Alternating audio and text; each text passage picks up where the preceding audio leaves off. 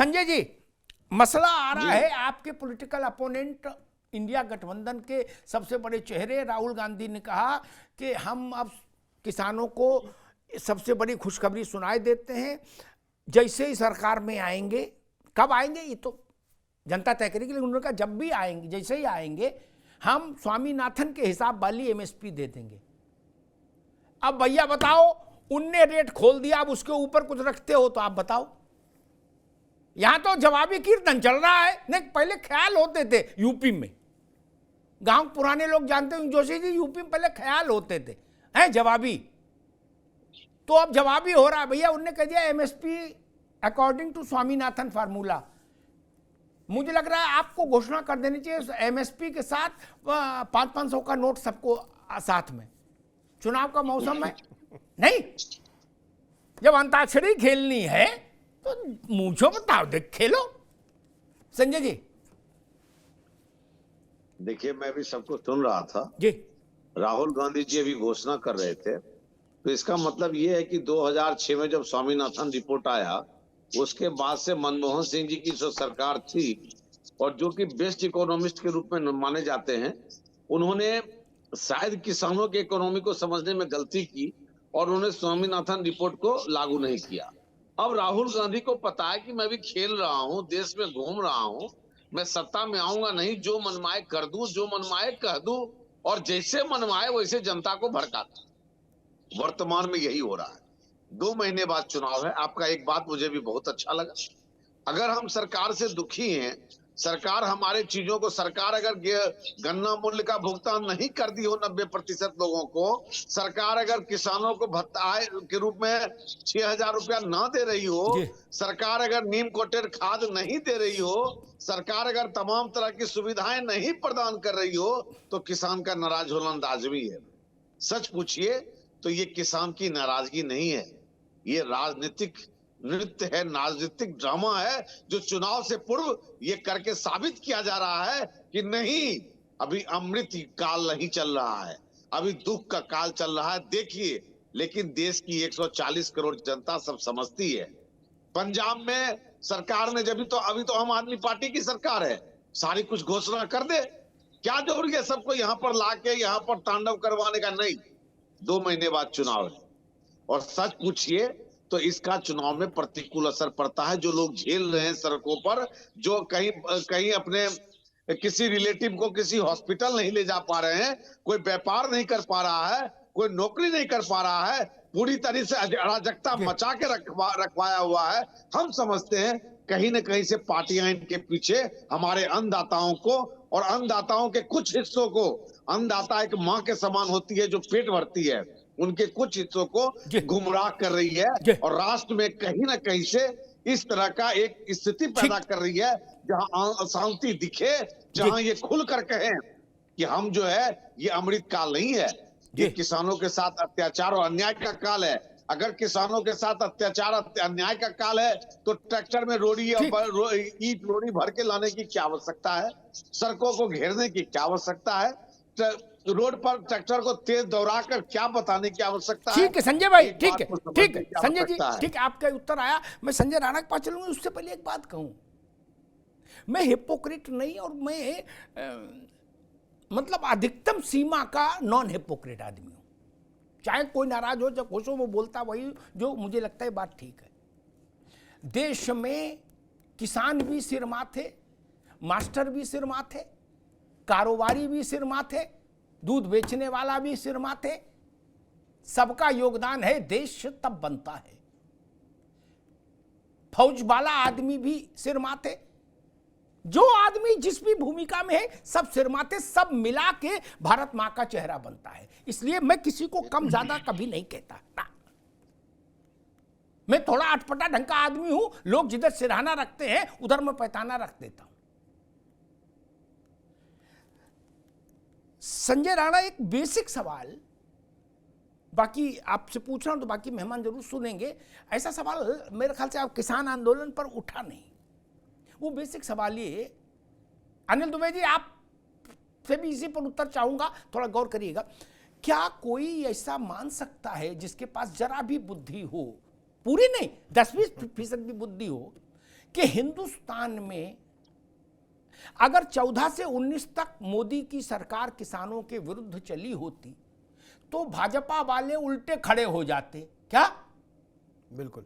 छत पे खड़े होकर नारा लगाते और चाहे बेसमेंट में खड़े होकर लगाते। ये जीत के दोबारा नहीं आ सकते थे। एक और केवल जीत के नहीं, पहले बहुमत से बिल्कुल सटा के खड़े थे, फिर 303 आ गए अकेले। क्या इस देश में किसान के आशीर्वाद के बिना कोई सरकार, माई की लाल, कोई पार्टी ऐसी है जो 272 की सरकार बना ले? बिल्कुल नहीं अमिताभ जी, कोई भी सरकार बिना किसानों के मर्जी के, बिना किसानों के सपोर्ट से नहीं बन सकती। और एक चीज आपने बहुत महत्वपूर्ण बोली है, अन्नदाता। देखिए सब लोग अन्नदाता, आप समाचार दाता हैं।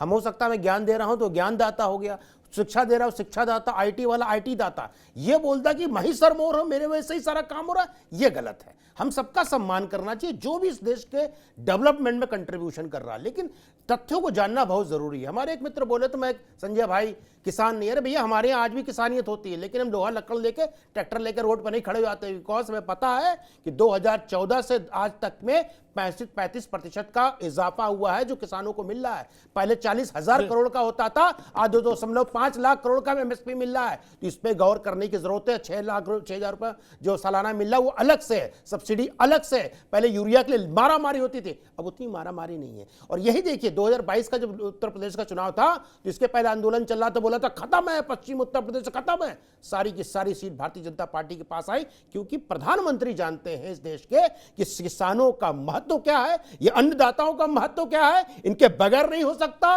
और इनके साथ रह के ही होना है। इसलिए उन्होंने एक एक योजना बनाई है। कुछ चीजें पॉसिबल नहीं है। अभी आपने बहुत अच्छा एक प्रश्न पूछा, एमएसपी का फॉर्मूला।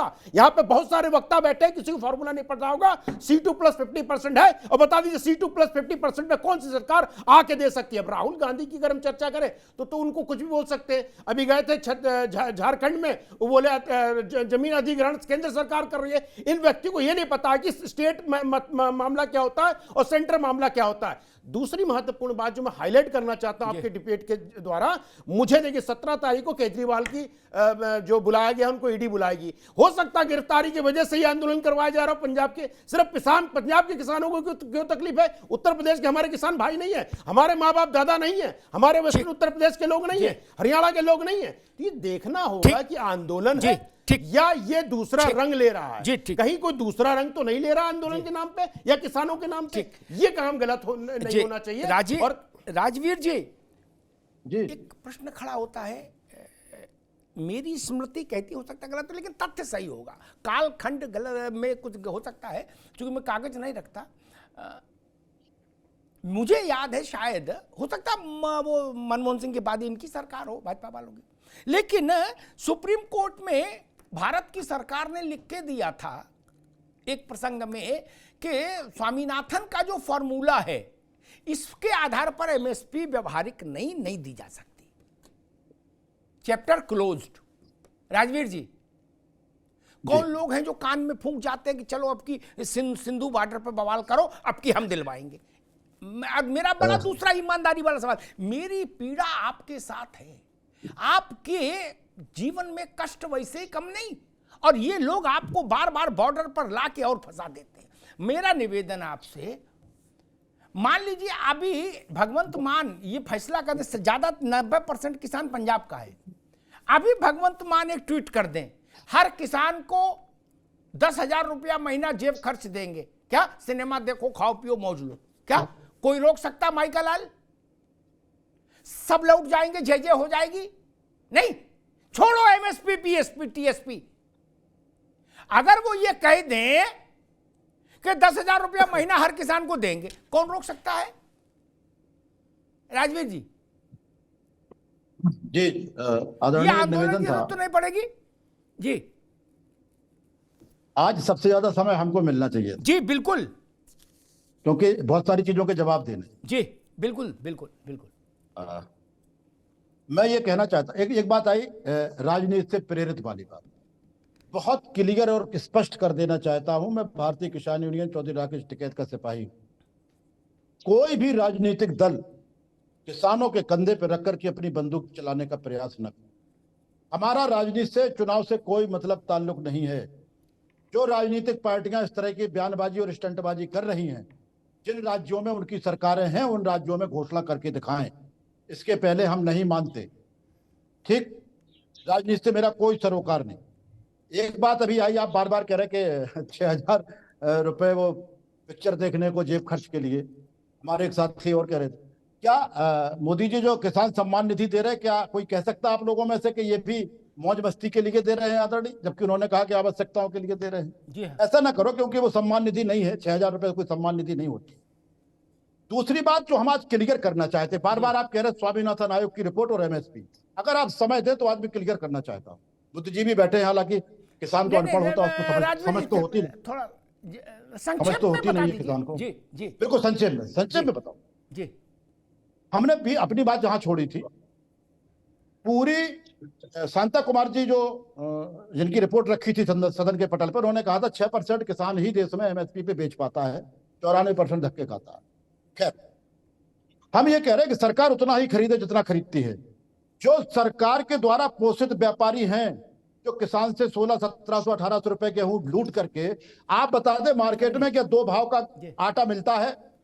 2200 रुपए में जो सरकारी रेट पे गेहूं खरीदा जाता है उसका आटा बनता है, वो 40 रुपए किलो बिकता है, और जो 1600 रुपए खरीदा जाता है वो भी 40 रुपए बिकता है। तो जो व्यापारी 16 से और 2200 के बीच का मार्जिन खा रहा है, ये तो लोड उस पर पड़ेगा, सरकार पे नहीं पड़ेगा आदरणीय जी। आप विचार करके देखिए, आप विद्वान लोग हैं, आप क्यों सरकार की ओर ले जा रहे हैं? जो दलाल खा रहा है उन पे पड़ेगा। और एमएसपी कोई नहीं दे सकता। मैं कहना चाहता हूं, अगर नहीं दे सकते तो 2014 में क्यों कहा था भारतीय जनता पार्टी ने कि हमारी सरकार आएगी तो स्वामीनाथन रिपोर्ट लागू कर दी? ठीक, स्वामीनाथन वो व्यक्ति है जिनको भारत रत्न दिया गया। ठीक, भारत रत्न साधारण नहीं दिया जाता। ठीक, बिल्कुल ठीक। एक तो मैं ये स्पष्ट कर दूं, भारत रत्न दिए जाने का मतलब नहीं है कुछ ज्यादा हल्ला मच गया। ऐसा नहीं है कि चरण सिंह जी ने जो कुछ कहा सब लागू कर देंगे, ऐसा कहां लिखा है? भारत रत्न देना है? अरे रुको भाई, ना ना ना ना राजवीर बाबू, ना नहीं, आप लोगों के मैं समझ को के दरवाजे खोलता हूं ताकि आगे के लिए समझ आए। मुलायम सिंह जी को पद्म विभूषण दिया, मुलायम सिंह जी की हर बात से सरकार सहमत हुई थोड़ी नहीं, डॉक्टर ने कहा। ये समझना होगा। भारत रत्न को भी बड़ा भारी बवाल मचा दिया, बोले भारत रत्न हो गया। नहीं जी, भारत रत्न तो राजीव गांधी भी, इंदिरा गांधी भी, उनकी सब बात से सहमत हो जरूरी नहीं ना। चरण सिंह जी की सारी बात से सब सहमत हो, जिस वक्त वो सरकार बनाए इंदिरा गांधी के समर्थन से, उस बात से हम सहमत हो जरूरी नहीं, लेकिन हम उनका सम्मान करते हैं चरण सिंह जी का, क्योंकि हमको वो घटना याद है कि कैसे महत्वाकांक्षाओं का खेल हुआ और 40 दिन के लिए वो प्रधानमंत्री बने। अच्छी बात है, उनको मिला औरों को भी मिले, लेकिन इसको ऐसा विषय मत बनाइए कि इनको गीता है, कुरान है, बोले भारत रत्न दे दिया, अब तो भैया भाग नहीं सकता कोई, अब तो सब बात माने। ऐसा नहीं होता मित्र। भारत रत्न अलग चीज है, ये अलग चीज है। अनिल दुबे जी, मैं फिर बुनियादी सवाल पर आता हूं। मैं इसमें ये कह रहा हूं कि राजनीति ने किसानों का नुकसान कितना किया? क्या यह संभव है कि कोई सरकार बड़ी मेजॉरिटी से, छोड़िए मैं तो कहता हूं सिंपल मेजॉरिटी से भी, किसानों के आशीर्वाद के बिना तो आ नहीं सकती? और लोकतंत्र में एक ही थर्मामीटर है कि आपसे कौन खुश है कौन नाराज है, आप जीते के हारे, और तो कोई थर्मामीटर है नहीं दुबे जी क्या? उत्तर प्रदेश में अगर सब काम खराब किया किसानों के भाजपा ने, तो योगी आदित्यनाथ की सरकार 40 साल बाद क्यों रिपीट हुई, और नरेंद्र मोदी क्यों रिपीट हुए? दुबे जी, वोट तो सामान्य किसान ने दिया। सरकार तो सबकी है, सरकार सब लोग मिलकर के बनाते हैं, और कल तक हम किसी और विचारधारा के साथ थे, आज हम किसी दूसरी विचारधारा को सपोर्ट कर रहे हैं। और देश का प्रधानमंत्री देश का मुखिया होता है, और अगर किसान, देखिए बदलने की बात तो बात की बात है, लेकिन अपनी जायज मांगों लेकर के वो परिवार के मुखिया के पास तो आएंगे। मेरा आपत्ति इस पे नहीं, जायज मांग हमेशा उठाओ। मैं ना दुबे जी एक मिनट, मैं कह रहा हूं आपको 1.5 साल पहले उठाना चाहिए था जायज मांग, तो समय रहता। अब 30 दिन के भीतर तो आचार संहिता लग रही है, हमको समझ नहीं आ रहा है टाइम टेबल। नहीं, नहीं, गजब कर रहे हो भाई। अब उन्होंने उठाया है। अगर अब बात उठ गई है, आज देश के किसानों को एक उम्मीद जगी है। देश के किसानों को लगा कि भारत की सरकार स्वर्गीय चौधरी साहब को सम्मान दे रही है, स्वामीनाथन को सम्मान दे रही है, तो उनको उम्मीद जगी कि शायद अब हमारी मांगे पूरी हो जाए। तो यह वर्षों से उनकी पुरानी मांग है, जिस बात को लेकर के किसान देश के संघर्ष कर रहे थे, हम लोग सब लोग इस बात को कर रहे थे। आज हम लोग मोदी जी की प्रशंसा कर रहे हैं, तो आज देश के किसानों को उम्मीद जगी है कि शायद हमारी ये मांग भी पूरी हो। तो हम लोग ये चाहते हैं कि अगर देश का किसान ये कह रहा है कि उसके ऊपर दर्ज जो मुकदमे हैं वो वापस ले लिए जाए, तो इसमें कहीं कोई गलत नहीं है। अगर वो अपनी एमएसपी मांग रहा है तो ये कोई गलत नहीं है। किसानों की भावनाओं को सम्मान करिए, गलत किसी ने कहा? किसानों ठीक से है, वार्ता ठीक करिए, है, ठीक और है। किसान भी सार्थक बात करें। ठीक है दुबे जी, ठीक है, अब रुकना होगा। मैं जोशी जी के पास चलूं। एक पत्रकार के नाते मुझे सरकार के काम करने की प्रक्रिया विधि पता है, ठीक है ना। शायद नेताओं को, जो लोग सरकार में मंत्री नहीं रहते सीधे, उनको उतना नहीं पता होगा, है ना। या तो अधिकारी को पता है, या जो मंत्री रहा वो, या पत्रकार। ठीक, मैं जोशी साहब, आज बात हो जाए, एक कमेटी बन जाएगी। क्या कमेटी 4 बैठकें 5 बैठकें करेगी, तब तक चुनाव निपट जाएगा। और 20 दिन के भीतर, आज 13 है ना, 25 दिन के भीतर, लिख लो, 25 दिन के भीतर आचार संहिता लगने वाली है देश में। ये टाइम किसने पत्रा देखा है कि इस वक्त चलो बॉर्डर, सिंधु बॉर्डर, कहां भटकाया जा रहा है हमारे किसान को, उसके साथ छल हो रहा है। आज सरकार कहेगी चलो ठीक है, हम एक कमेटी बनाते हैं, आपके लोग भी रहेंगे, हमारे लोग भी रहेंगे, विचार करिए। कमेटी 2 बैठक नहीं कर पाएगी, आचार संहिता लग जाएगी देश में। ये किन लोगों ने इनके कंधे पर बंदूक रख के चलाने की कोशिश की है जोशी जी, किसान के कंधे पर? किसान भावुक होता है, उसके कंधे पर, राजवीर जी आपके कंधे पर बंदूक रख दी गई है और गोली चल रही है। आप मानो नहीं मानो,